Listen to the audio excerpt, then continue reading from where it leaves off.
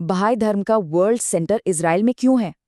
अक्सर लोग कहते हैं कि ये बस एक इत्तेफाक था, एक हिस्टोरिकल कोइंसिडेंस। लेकिन 2010 का एक डॉक्यूमेंट कुछ और ही कहानी बताता है, एक सोची समझी रणनीति की कहानी। तो आइए इस डॉक्यूमेंट के दावों और सबूतों पर एक नज़र डालते हैं। तो शुरुआत होती है इस सवाल से।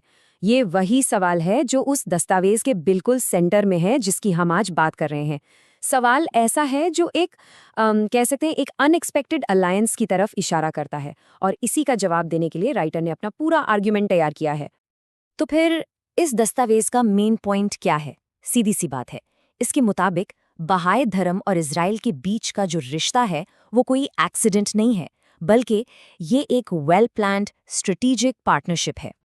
और यहीं पे डॉक्यूमेंट अपना सबसे बड़ा दावा पेश करता है।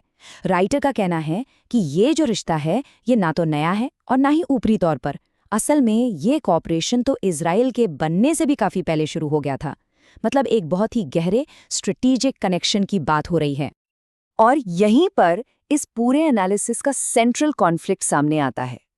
एक तरफ तो ये दावा है कि ये एक डीप स्ट्रेटेजिक अलायंस है, और दूसरी तरफ है बहाई धर्म का माना जाने वाला नजरिया कि उनका वर्ल्ड सेंटर इजराइल में होना सिर्फ एक हिस्टोरिकल कोइंसिडेंस है।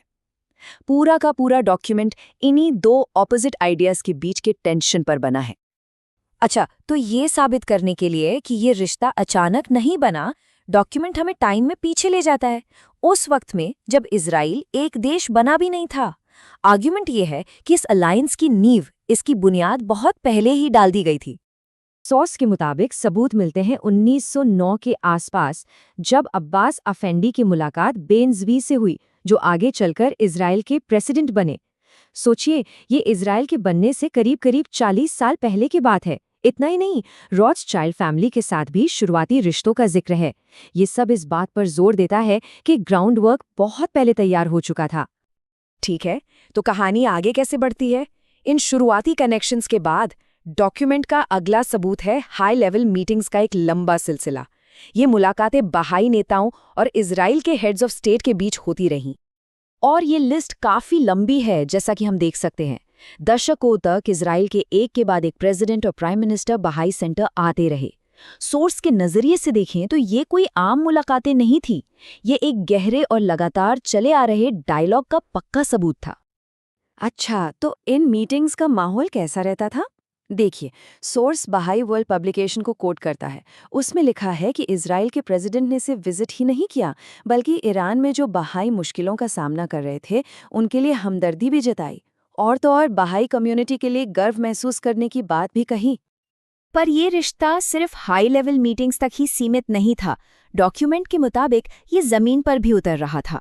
मतलब बहाई इंस्टीट्यूशंस को लीगली और स्ट्रक्चरली इस्टेब्लिश किया जा रहा था। आप कह सकते हैं कि पर्सनल रिलेशनशिप्स को अब इंस्टीट्यूशनल शेप दिया जा रहा था। सोर्स एक आंकड़ा भी देता है।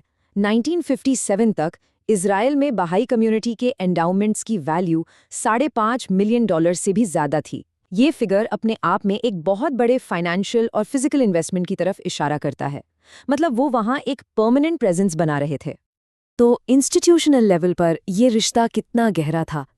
सोर्स के हिसाब से देखें तो एक तरफ बहाई कोर्ट बनाने की कोशिश तो कामयाब नहीं हो पाई, लेकिन दूसरी तरफ कम्युनिटी ने 4 लाख स्क्वायर मीटर से ज्यादा जमीन अक्वायर की, लीगल रिकग्निशन हासिल की और टैक्स में छूट भी पाई। डॉक्यूमेंट इसे इंटीग्रेशन के एक मजबूत सबूत के तौर पर दिखाता है। और स्टेट की तरफ से जो ऑफिशियल रिकग्निशन मिली वो और भी गहरी थी। सोर्स बताता है कि मिनिस्ट्री ऑफ रिलीजियस अफेयर्स के अंदर एक अलग बहाई डिपार्टमेंट बनाया गया। बहाई शादियों को ऑफिशियल एक्सेप्टेंस मिली। इतना ही नहीं, उनके पवित्र दिनों पर बच्चों को स्कूल से छुट्टी जैसे स्पेशल राइट्स भी दिए गए। ये सब एक बहुत ही क्लोज और फॉर्मल रिलेशनशिप की तरफ इशारा करते हैं। लीगल और पॉलिटिकल सपोर्ट तो था ही, पर डॉक्यूमेंट एक और तरह की एक्सेप्टेंस की भी बात करता है, कल्चरल और एकेडमिक। मतलब ये आर्ग्यूमेंट अब सिर्फ सरकारी दफ्तरों से निकलकर सोसाइटी के बीच आ रहा था। सोचिए, किसी देश के पोस्टल स्टैम्प पर जगह मिलना कितनी बड़ी बात होती है ना?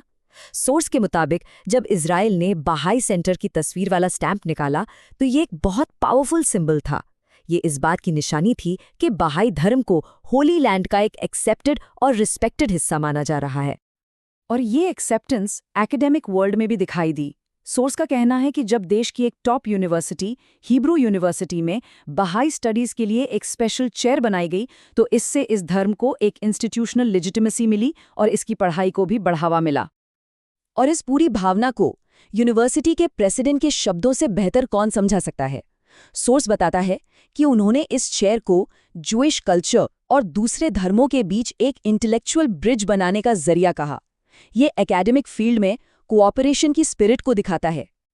तो हमने इस 2010 के डॉक्यूमेंट के आर्गुमेंट को लेयर बाय लेयर समझा, जो एक बहुत स्पेसिफिक पॉइंट ऑफ व्यू हमारे सामने रखता है। और ये पूरा मामला हमें एक बड़े सवाल पर लाकर छोड़ देता है। आखिर हिस्टोरिकल सर्कमस्टेंसेस और पॉलिटिकल रिलेशनशिप्स ये तय करने में कितना बड़ा रोल निभाते हैं कि किसी ग्लोबल मूवमेंट का सेंटर कहाँ होगा। ये वाकई एक सोचने वाली बात है।